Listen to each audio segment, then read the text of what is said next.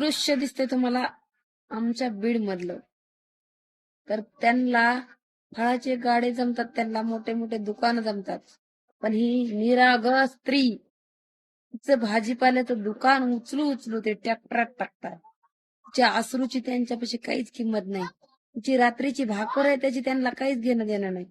तिने जे वे असते तिच्यापाशी 10-5 रुपये, त्याच्यात तिने ती भाजी भरली असेल आणि ती विकायची असेल तिला, त्याच्याशी त्यांना काहीच घेणं देणं नाही.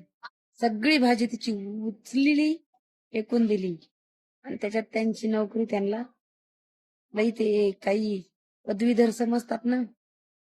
मी एक नंबर भिकार चोट निघले.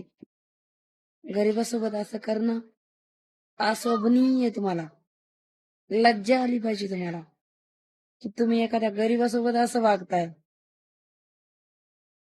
तुम्ही काही कमवत नाही, तुम्ही गमवतात तुमचं नाव, तुमच्या आईबाबा.